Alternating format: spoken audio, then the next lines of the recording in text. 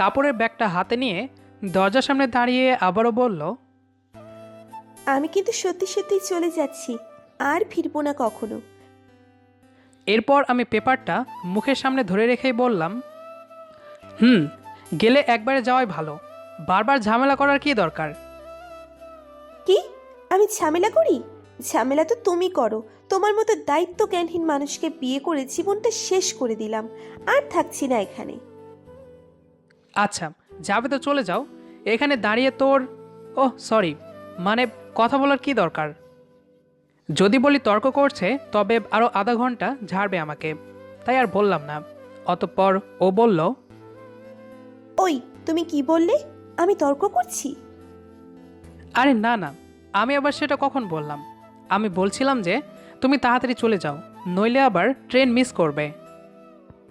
এই, আমি কি জাতা ফ্যামিলির মেয়ে নাকি যে ট্রেনে ধাক্কাধাক্কি করে যাব? আমি সিএনজি করে যাব। আচ্ছা বাবা, যাও, সিএনজিতেই যাও। ছি, কি বললা তুমি এটা? আমি তোমার ওয়াইফ, আর তুমি আমার সাথে কথা বলার সময় বাবা শব্দ উচ্চারণ করলা? এই, তোমার কি কমন সেন্স বলতে কিছু নেই নাকি? আরে ওটা তো কথার কথা বলেছি। কথার কথাই বা বলবা কেন তুমি? কার সাথে কিভাবে কথা বলতে হয় সেটাও জানো না তুমি? ওকে, এরপর আর কখনো তোমার সাথে কথা বলার সময় ওই শব্দটা উচ্চারণ করব না।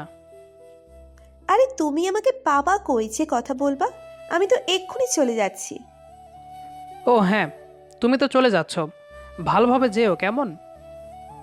আমি ভালোভাবে যাই আর মন্দভাবে যাই সেটা আমার ব্যাপার, তুমি বলার কে শুনি? ওহ তাই তো, আমি বলার কে। ওকে সরি। সরি বললেই সব সমস্যার সমাধান হয়ে যায় নাকি? বিয়ের পর থেকে কত কত ভুল করেছে তুমি আমার সাথে, কতবার আর সরি বলবে শুনি? লজ্জা করে না তোমার এতবার ভুল করতে আর সরি বলতে? আমার লজ্জা শরম একটু কমই, আর সেটা তো তুমি জানোই। কেন? তোমার লজ্জা কম থাকবে? তুমি একটা পুরুষ মানুষ না? পার্সোনালিটি বলতে কিছু নেই কেন তোমার? লজ্জা তো নারীর ভূষণ, ওটা পুরুষদের একটু কমই থাকে। কম কি বলছো? ওটা তো তোমার একেবারেই নেই। এইবার আমি আর কিছুই বললাম না, কেবল চুপ করে রইলাম। এবার আমার পরিচয়টা দেওয়া যাক। আমি তানভীর, আর এতক্ষণ যার সাথে কথা বলছিলাম সে হচ্ছে আমার সহধর্মিণী। তার নাম হচ্ছে রিয়া। তার নামটা সুন্দর হলেও সে কিন্তু অনেক বদমেজাজি ও ভীষণ রাগী। দেখলেন না আমার সাথে কীরকম ব্যবহারটাই না করলো। আসলে রিয়া সেই সকাল থেকে আমার ওপর রেগে আছে। তার রাগ করার কারণ জানতে হলে আমাদের পুরো গল্পটা দেখতে থাকুন, তাহলেই সব কিছু জানতে পারবেন। যাই হোক, অনেক আলাপ পরিচয় হলো, এবার গল্পে ফেরা যাক। পেপারটা এখনও মুখের ওপরেই ধরা আছে, ওর দিকে তাকাচ্ছি না আমি। তাকালে আরও জোরালোভাবে ঝগড়া করবে।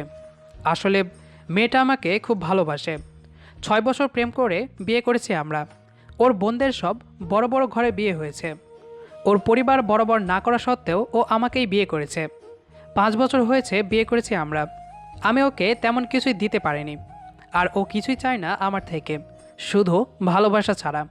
কিন্তু এই ভালোবাসাতে ঘাটতি পড়লেই যত সমস্যা।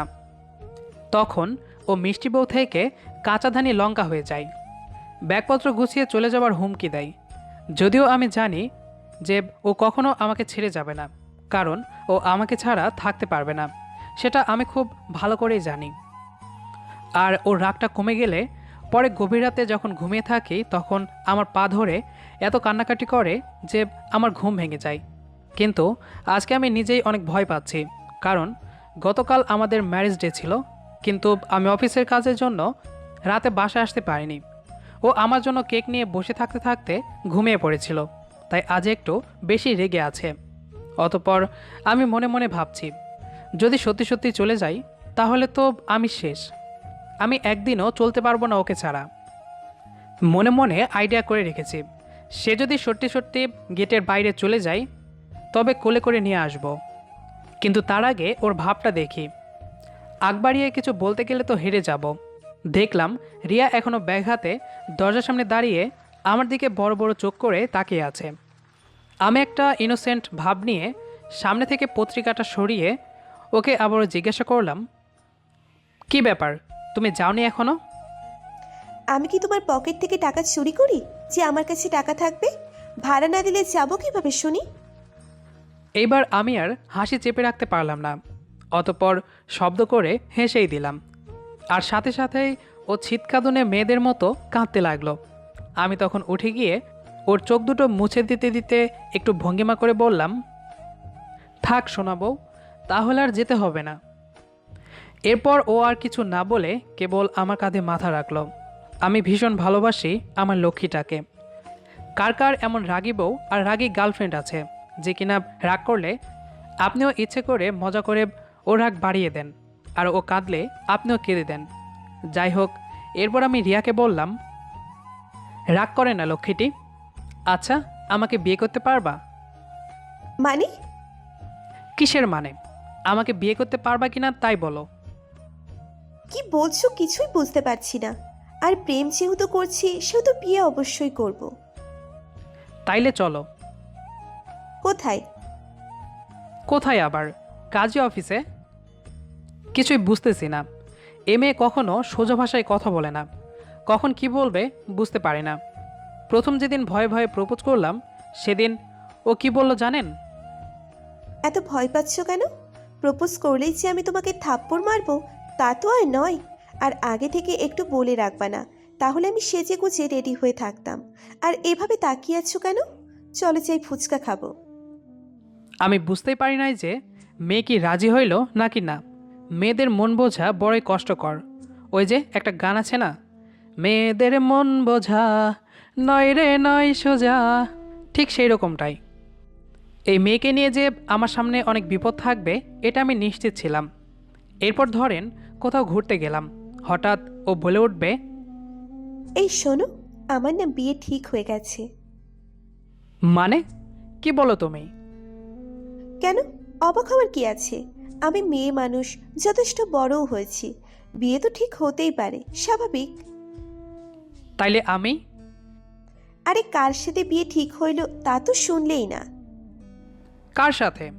কে সেই শয়তান যে আমার রাজকন্যাকে আমার কাছ থেকে কেড়ে নিতে চাই? তুমি। মানে? মানে তোমার সাথেই তো আমার বিয়ে ঠিক হয়েছে। প্রেম করব তোমার সাথে, আর বিয়ে ঠিক হবে আরেকজনের সাথে কেন? কিন্তু কই, তোমার বাবা মা অথবা আমার বাবা মা কেউ তো বিয়ে ঠিক করতে যায়নি। আরে বাবা, সবসময় তো বাবা মায়েরাই বিয়ে ঠিক করে। এবার আমি নিজেই আমার বিয়ে ঠিক করে ফেলেছি। ভালো করিনি বলো? আমি বুঝতে পারছিলাম না যে তখন আমি কি বলবো। যে মেয়ে আমাকে এতক্ষণ ভরা টেনশনে রাখতে পারে সে যে সহজ কোনো মেয়ে নয় এটা নিশ্চিত। কি হলো? কোথায় হারিয়ে গেলে শুনি? কিছু বলছো না কেন? চলো যাই। তুমি কি শিওর? হ্যাঁ, বিশ্বাস করো, আমার এবার সত্যিই বিয়ে ঠিক হয়ে গেছে। কেমন যেন আমাদের ব্যাপারটা বাবা জেনে গেছে, তাই আমাকে বিয়ে দেওয়ার জন্য উঠে পড়ে লেগেছে। আমি আজ অনেক কষ্টে পালিয়ে এসেছি।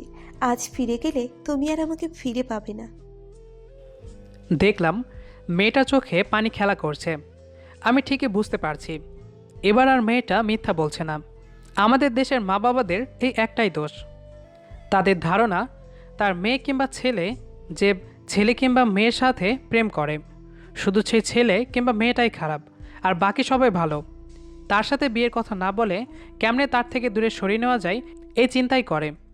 কেন, তার বাবা মায়ের সাথেও তো কথা বলা যায়। এই, আবার কি হলো? এবার আমি আর থাকতে পারলাম না। মেয়ে কাঁদতে কাঁদতে চোখ লাল করে ফেলেছে। অতঃপর আমি ফোন দিলাম কয়েকটা ফ্রেন্ডকে। একটা পাঞ্জাবি, একটা শাড়ি আর কয়েক হাজার টাকা আনতে বললাম। কেন, এত কিছু দিয়ে কি করবি? বিয়ে করব। কি? তাহলে একটু দাঁড়া, বাকি সব আমরাই করতেছি। একেই বলে বন্ধু। খালি বন্ধু বিপদের কথা শুনলেই হইল, দুনিয়া উল্টিও যদি বিপদ থেকে উদ্ধার করতে হয় তাও করবে। আমার চোখটা একটু ঝাপসা হয়ে এলো। বিয়ে সব কাজ শেষ করে সন্ধ্যার দিকে বাড়ি ফিরে আসলাম। খুব ভয়ে আছি, কী যে হয়। অতঃপর আমি আমার বাসার বাইরে থেকে ডাকলাম, মা, ও মা, গেটটা খোলো। অতঃপর মা গেট খুলল আর বলতে শুরু করলো, সাথে ওকে? ও তোমার বৌমা। কি? ওগো শুনছো, তোমার ছেলে বউ নিয়ে এসেছে। ওরে বাবা, এবার আব্বু আসছে রে। ও, এ তাহলে রিয়া? বাহ, খুব সুন্দর তো। এসো মা, ভিতরে এসো। এরপর রিয়া আমার মা বাবাকে সালাম করলো। আমি কিছুই বুঝলাম না। আমি তো কোনোদিন বলিনি যে আমি প্রেম করি। পাশ থেকে ছোট ভাইটা হাসছে, নিশ্চিত এটা ওরই কাজ। কিরে, তুই সালাম করবি না? ও হ্যাঁ। এরপর আমি আর রিয়া বাবা মাকে সালাম করে রুমে গেলাম। গিয়ে দেখি রুমটা ফুল দিয়ে সাজানো। কিছুই বুঝলাম না, এটা কেমনে সম্ভব? আমি বিয়ে করব এটা তো কারোর জানার কথা নয়। ছোট বোনটাও মিষ্টি মিষ্টি হাসছে, এমনকি আমার সাথে রিয়াও হাসছে। এ মেয়ে যে এদের আগে সব বলে রেখেছে তা আমি এইমাত্র বুঝলাম।